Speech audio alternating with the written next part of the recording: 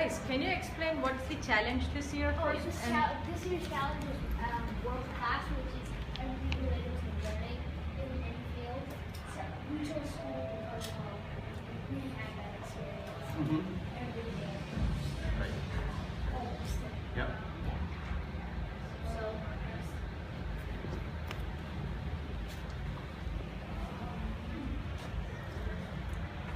So You want to come this side, or this side is better, right? no, this is Okay, go ahead.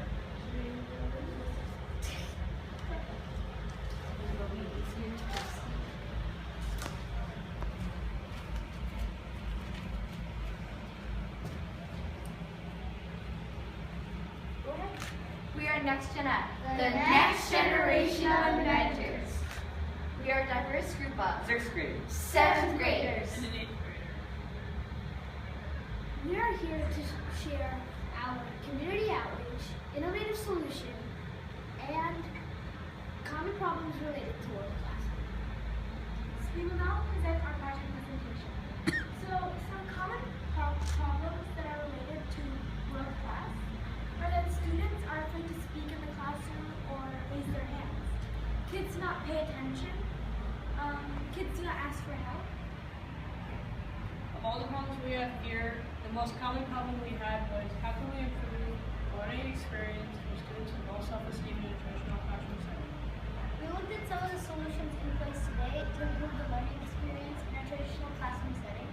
And what we found were fun programs like teachers giving out candy, teachers giving hands-on projects to engage the students, teachers giving time for extra help so students can catch up, and teachers giving surveys to personalize the curriculum. The question that comes up then is, what is self-esteem? Self-esteem is what we think and feel about ourselves. So for our research, we interviewed many people. Mrs. Pellhatch from the South Brunswick School District, Mr. Dawson Moore and Mrs. Doolittle from the West Windsor Plaisville School District, Mr. Weinstein from the Huntsville Private School, and Mr. Gulshenberg from the Langwood School in the USA. After doing our research, we came up with our solution, Self-E. This stands for self-esteem. We would like to present a small skit to you now.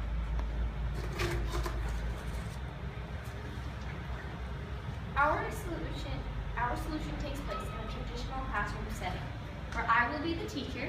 There will be 2 students who will be the kids with low self-esteem, the 2 kids with high self-esteem, and I will be my helper.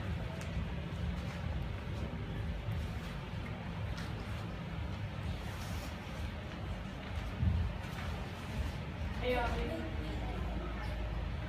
Keep going.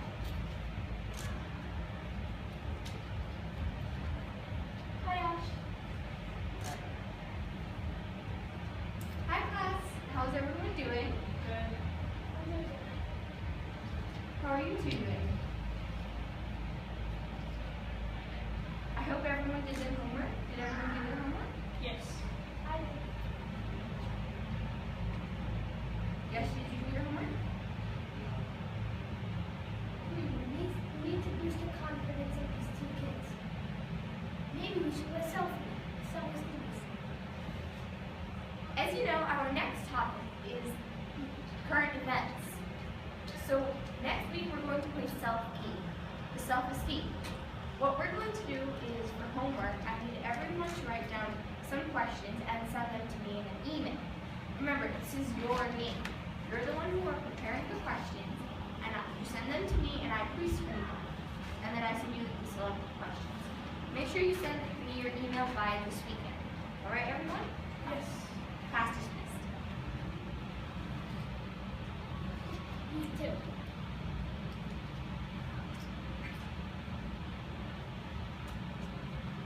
Is everyone ready for our game today? Yes. I loved everyone's questions. I'm handing them back now.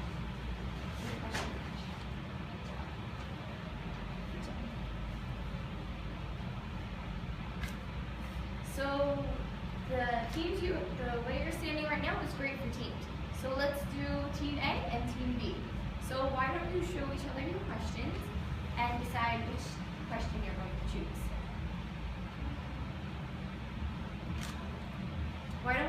A star. Is Ebola contagious? What do you want to start with? Can you go that around? Yes. Good job. What's the right answer? So good. Why don't we let Team B know? Who was the youngest recipient of the Nobel Peace Prize? Could you be a little bit louder? Who was the youngest recipient of the Nobel Peace Prize? Wow. Good job, Rashi. That's the right answer. Good job, everyone. As you can see, our solution incorporates these 5 points. 1, the teacher tells the topic beforehand. 2, the students are the ones who prepare the questions. 3, the teacher pre-screens the questions. 4, the teams are based on a randomized grouping. And lastly, 5, the teacher puts the score on an individual level. As you can see, our solution is very helpful, and it even includes these very specific success factors, such as it provides a positive experience, It's engaging. provides a team-up experience, it's fun and gameplay, It provides awareness. We monitor progress. In conclusion, our selfie is not only meant for school, but can be universal. Studies even show that self-esteem can minimize bullying to an extent. Let's boost self-esteem. one class at a time.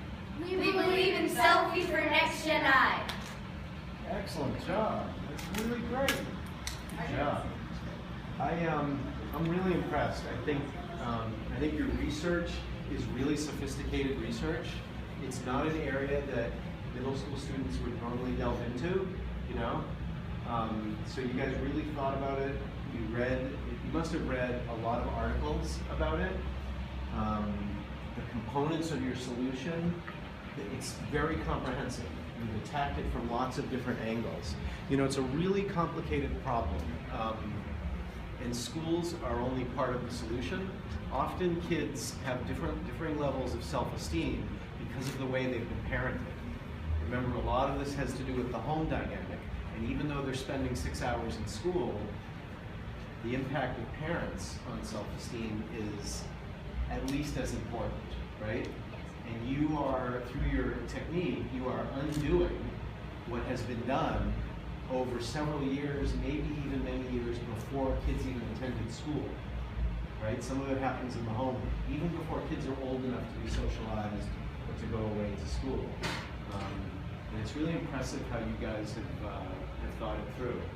There's one thing that I thought of in engagement, to increase engagement, and I think the component is in there. You tell me if it's in there. Research shows that when kids are given the ability to choose during the educational process, they become more engaged. Yes. Right? So what aspect of choice is in your solution? Or if it's not in there, how would you modify your solution to include an aspect of choice? I don't like to call on hands, so we like to, as you know, at school sometimes we have conversations where we're just sitting around the table and just, right? Yep. Yeah. So you guys do them at your school as well? Yeah. Excellent. Of some form. Mhm. Some period, Right. So, well, the students get to choose which questions they ask, but from the topic, Mm-hmm. and that's similar to the hands-on projects we did last year.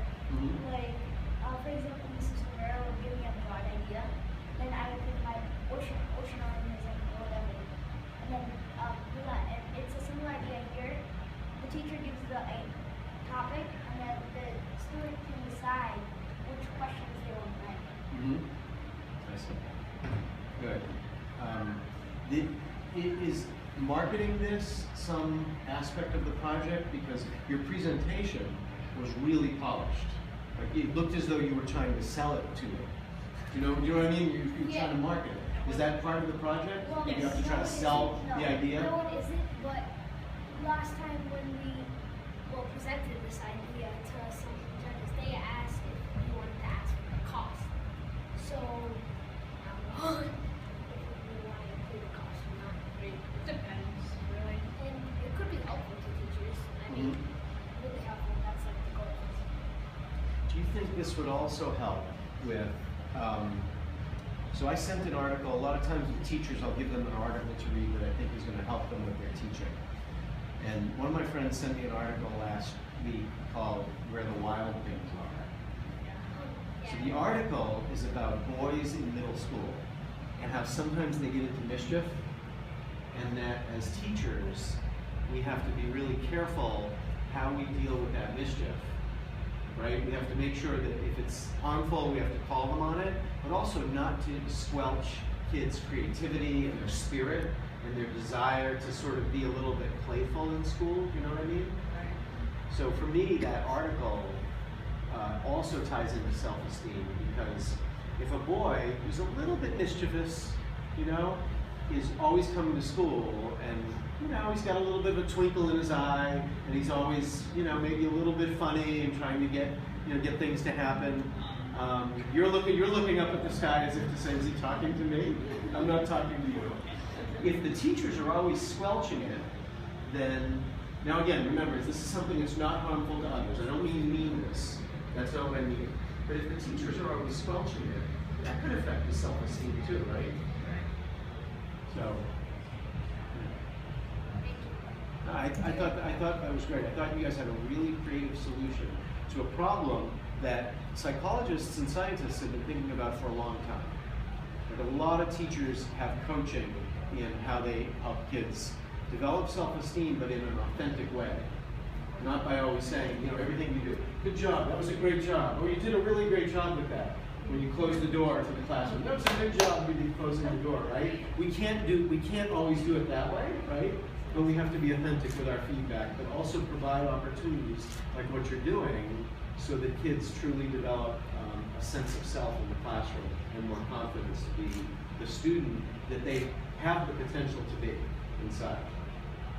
So do you have any more questions for us? So what's the next step of this? You presented it to other teachers, like me? Oh, I'm the first one. We Okay. have scheduled some. You have scheduled the others? Yeah.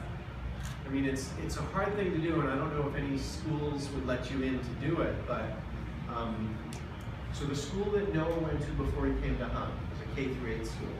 They had a partnership. Noah is my son who's in a teacher's grade. So they had a partnership with a school in the next town over, which was a school that didn't have what Noah's school had. They didn't have all the nice, you know, desks and chairs and all these things. It was also a public school that had state-mandated tests that those kids had to pass to get promoted. So the kids at Noah's school would go over once a month for tutoring to help out. I don't know if there's any way you could find a school that would let you try your game out with kids in maybe an after-school program. I don't know if that exists, and I don't know how hard that would be to do around here. But it is something that, you know, I've seen done before. We have already had some teachers who have told us that we can come in and talk to their students and let us try the game with them. So that's also what we're going to do. Oh, good. Okay, excellent. That's great. My next question: do you think what your game teaches has any implications for sports teams? So I do lots of things at Hunt. I work in the middle school, but I also coach girls rowing. So would your game have any implications with teams? Because some of the athletes that I have on my team, they've never been on a team before. Or they haven't been on a team since they were younger. Some of my athletes are the best athletes in the school, and some of my athletes are beginners. They've never lifted weights. Today was our first day in the weight room. When you guys stuck your head in, you saw a lot of kids. It was like a bit of a zoo, right? There's music playing, there's big guys, there's big girls, there's small guys. My team is in there. Some of my girls are in there for the first time. They've never lifted weights before. What do you think? Yes, it could be used universally. Depends, like, it could even be used for information, not even, like, because of the questions that we ask, and, yeah. How could it be used in sports, right? Actually, Sports? could be multiple ways to do it. One thing is like ask, like, you know, questions is like, what's the proper way to do this? Like, that. What's the proper information? Yeah, no, you're on the right track. Yeah. The proper form for doing a certain exercise. And also, like, maybe you can actually have them do a certain action action to get the point Mhm. properly. Mhm. So that's the sports, that's how you can put sports into play. Mhm. Um, The boys coach and I were having this conversation at dinner the other night in the dining hall, and he has a system where he's awarding points for kids who beat their target on an ergometer. So an ergometer is a device that measures someone's output. If you look in there, when we leave, yeah, you can look through there. See the rowing machines up against the wall. See where the boys are rowing? The girls are getting ready to go on. Okay, come in here. I'm going to show you. Come in here with me.